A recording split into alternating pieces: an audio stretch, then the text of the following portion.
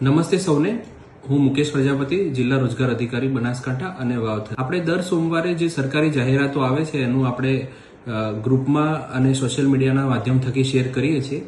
આજે એક એવી જાહેરાત આપણને મળી છે આરઆરબી ની ભરતી.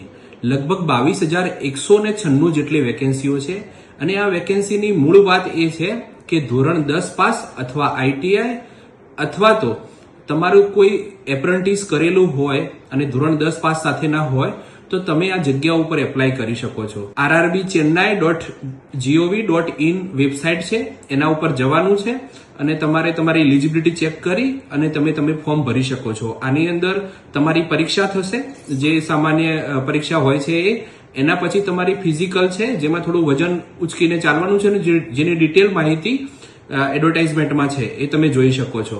તો બનાસકાંઠા અને વાવથરાના જે ઉમેદવાર મિત્રો છે જે નોકરી માટે તૈયારી કરી રહ્યા છે એમના માટે આ સરકારી જોબની બહુ સરસ ઓપોર્ચ્યુનિટી છે.